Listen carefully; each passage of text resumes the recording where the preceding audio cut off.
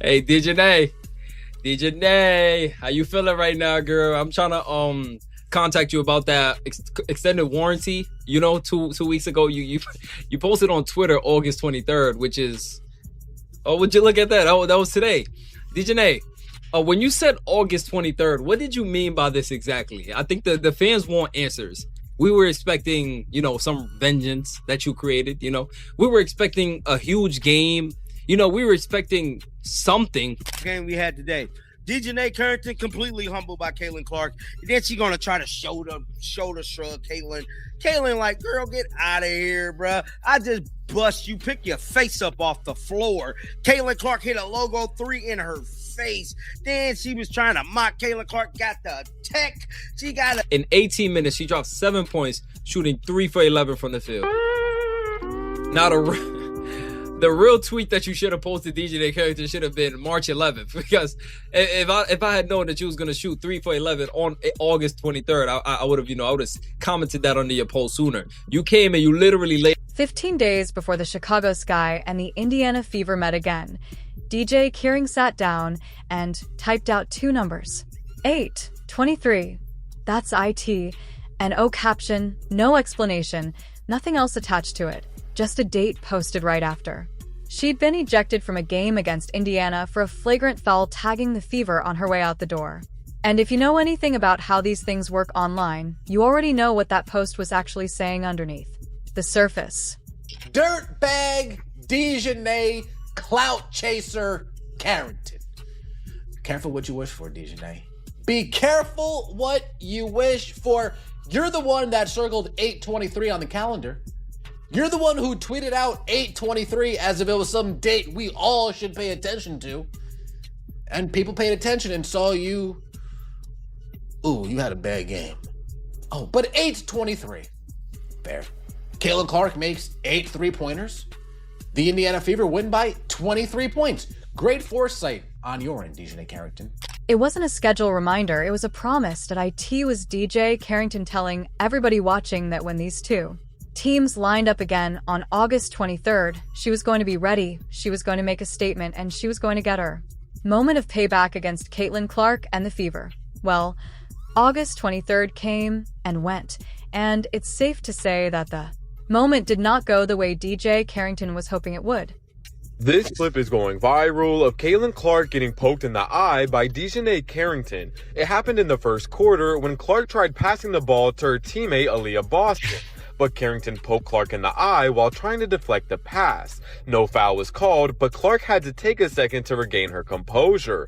In the third quarter, DJ was defending Caitlin again when Caitlin hit DJ in the head, knocking out one of her contacts. No foul was called, but DJ had to take a second to put her contact back in. The tension between DJ Carrington and the Indiana Fever did not start out of nowhere on August 8th. This is a rivalry that goes back years at this point, all the way to Clark's very first WNBA playoff game back in September of 2024, when Carrington caught Clark near the right eye while contesting a pass over the top to Aaliyah Boston. Clark went down, clutching her face in obvious pain. An O foul was even called on the play, and she finished that entire game with a visible black eye that became one of the biggest storylines of the entire. DJ, did you, when you went and kind of swatted at Caitlin, did you intend to hit her in the eye? And if so, could you just, or if not, either way, could you talk about what happened on that play? I don't even know why I would intend to hit anybody in the eye. That doesn't even make sense to me. But no, I didn't. I didn't know I hit her, actually. I was trying to make a play on the ball, and I guess I followed through and I hit her. So obviously it's never intentional. That's not even like the type of player that I am. So yeah. Did you and Marina kind of laugh about it afterwards? It looked like there was later on in the game they caught you guys laughing about it. No, I just told you I didn't even know I hit her, so I can't laugh about something I didn't know happened. Both players called it unintentional afterward, and on the replay it genuinely does look like a bang-bang basketball play rather than anything deliberate. But that moment still became a whole storyline of its own, replayed constantly, debated constantly online for days afterward, and it planted the first real seeds of tension between these two specific players. Since then, almost every single Fever Sun or Fever Sky matchup involving Carrington guarding Clark has carried a little extra edge to it, a little extra chirping, little extra physicality that goes beyond the normal contact you'd expect between two competitors who genuinely respect each other's games. What's going on here? Goo! That's assault, brother. You can't do that. What the fuck?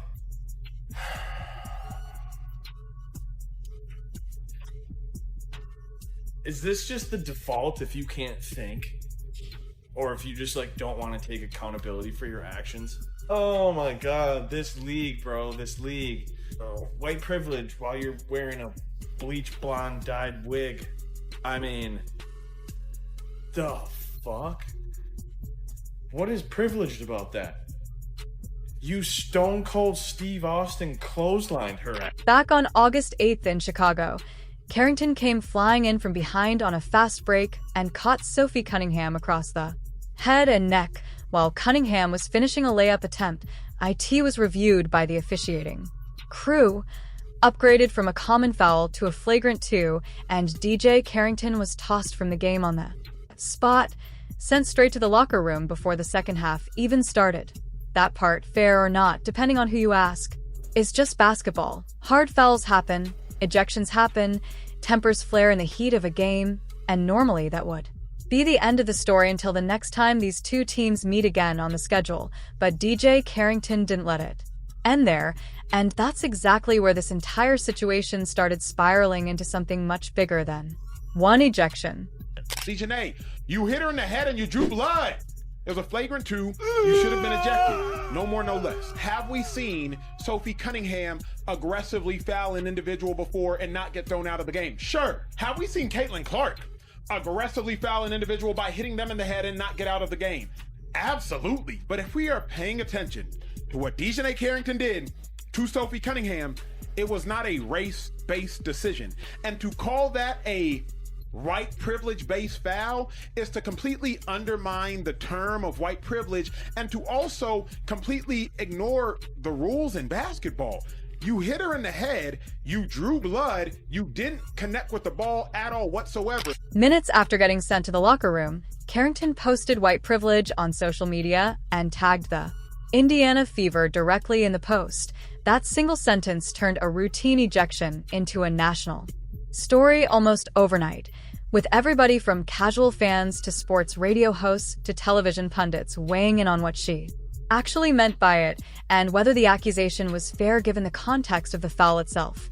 Carrington later pushed back on some of the backlash, clarifying that she never specifically claimed the flagrant call itself was the direct result of racial bias, and pointing out that she studied structural inequality at one of the top universities in the country before she ever used that kind of language publicly. Maybe that clarification is completely accurate, and maybe there's more nuance to it than a lot of people online gave her credit for in the moment. But here's the thing about throwing a phrase like that out into the world attached to a specific team's name in the heat of an ejection. It doesn't just disappear quietly into the timeline the next morning. IT sits there. IT builds anticipation. It turns the very next matchup between these two teams into something that feels a lot bigger than just another regular season basketball game on the calendar.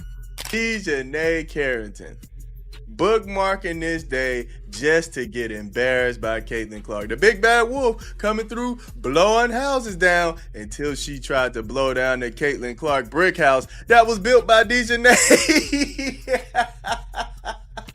This lady was 3 for 11. 3 for 11, 0 for 3 from the 3. A terrible performance. My goodness. Tried to come out and take the show, right? Tried to create her moment. And guess what, Dejanay? Now your name is Dejanay Who Carrington. Who cares? Oh my goodness. 8:23, everybody. 8:23. So that's the actual backdrop heading into August 2-3 RD. DJ Carrington sitting on a controversial ejection, a viral, heavily scrutinized social media post, and a very public warning shot aimed squarely at Caitlin Clark and the entire Fever organization. Fans on both sides of this rivalry knew exactly what this next game was going to be about long before the ball was even tipped that night. This wasn't just Sky versus Fever.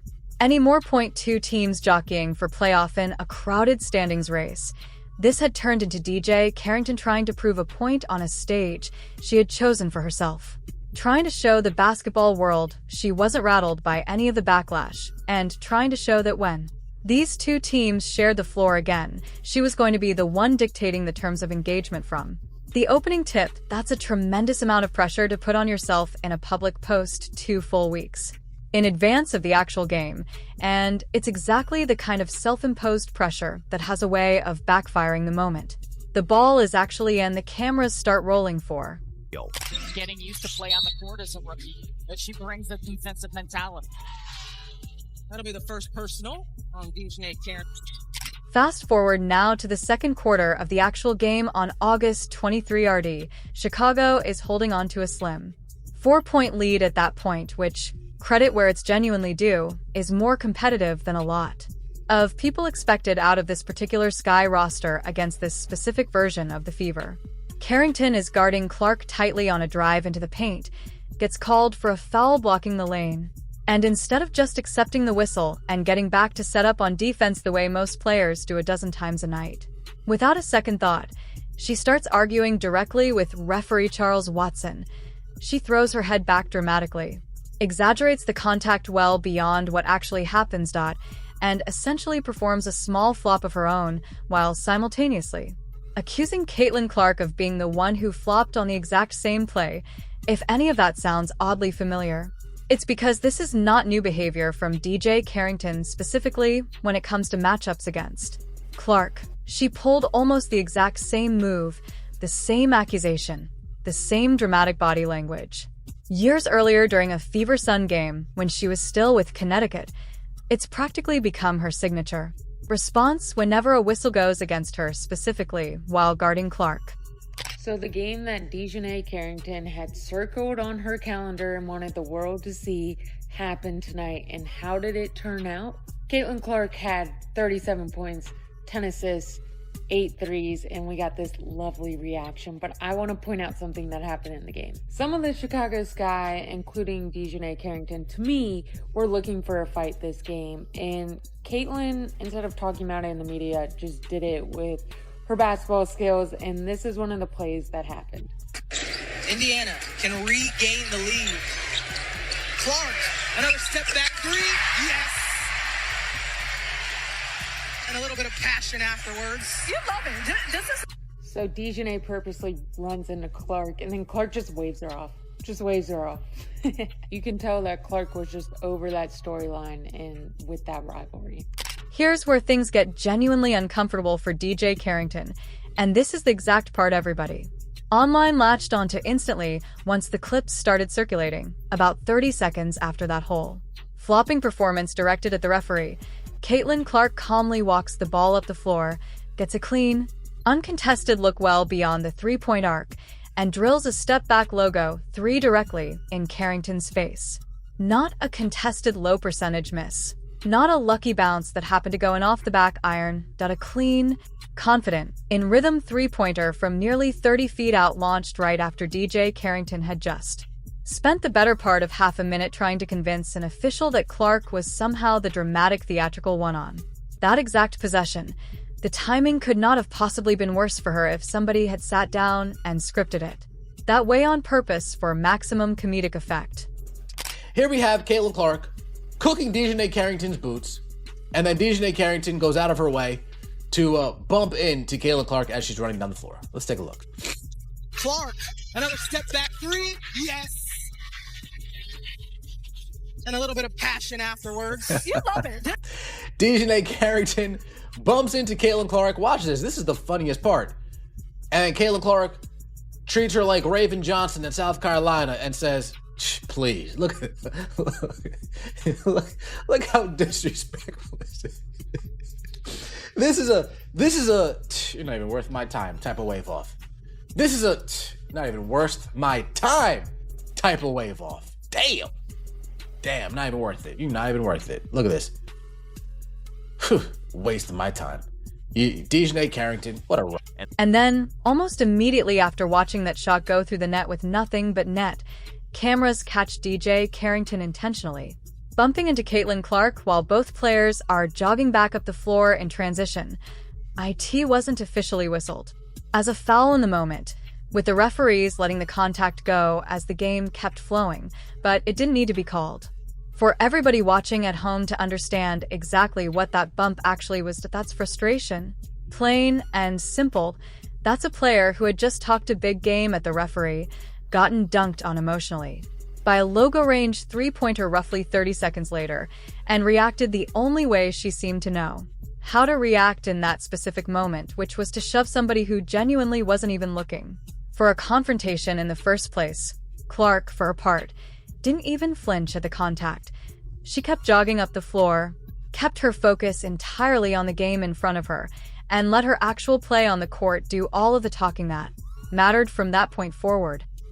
Let's see what America's team, the best team in the league, with the best player on it did today. Let's see. Oh, come here. Yeah, historic night. Okay, best player in the league. Ooh, look at how she's dominant. Look, when the team is ran through Caitlin, look at how beautiful it is. Okay. Oh, Caitlin on the defense. Look at that. Defense. They say she don't play it. Okay. Swing it. Oh, swing it. Oh. Freeze. And misses that one. Indiana can regain the lead. I want some more. You come back. Clark, another step back three. Yes. Because here's what actually happened for the rest of that night while DJ Carrington was busy trying to get some kind of reaction out of her. Caitlin Clark simply went off for the remainder of the game. She finished the night with 37 points and 10 assists, knocking down 8 three-pointers along the way in an absolutely ridiculous, historically efficient shooting performance from a player who had just been mocked for supposedly flopping less than a full minute earlier in that same quarter. The Fever didn't just beat the Sky that particular night. They thoroughly demolished them from start to finish, winning by a full 23 points, a final margin that almost felt symbolic given that DG Carrington had circled this exact date weeks in advance as her personal moment to make a statement against this exact opponent. The final score that night read 113-90, and every single one of those 23 points of separation felt like a direct, unmistakable answer to that 823 post she had made 2 full weeks earlier. This is not a skin color thing. She has a history of making dirty plays, and it's fine. The NBA, you can be a rough and tumble league. Now, where this thing gets absolutely bananas is when you start making it into a race and culture war, and the people talking about it are not mentioning 99% of the time that she went back and tweeted white privilege. White privilege how? You made a dirty play. Sophie Cunningham, everyone's putting up clips of her like tackling a player on a drive, defending Caitlin, you say. Well, she got kicked out of the game for that too and didn't say anything after. The reaction online was swift, and it genuinely was not kind to DJ Carrington once the highlights started making the rounds. Dave Portnoy, never one to hold back an opinion on anything happening in sports, called her out directly, saying her entire recent existence in this rivalry seems to revolve around making a fool of herself against Caitlin Clark and the Fever, and he referenced that original white privilege post from 2 weeks earlier while doing it on air. He put it about as bluntly as you possibly can, saying Clark popped her head off and dribbled her around like a basketball, 37 points and 10 assists on the exact night DJ Carrington herself had marked on the calendar. It's a harsh way to frame it, sure, and plenty of people online pushed back on the tone of that specific criticism, but it's genuinely hard to argue with the actual timeline of events as they played out in real time. DJ talked, Caitlin played, and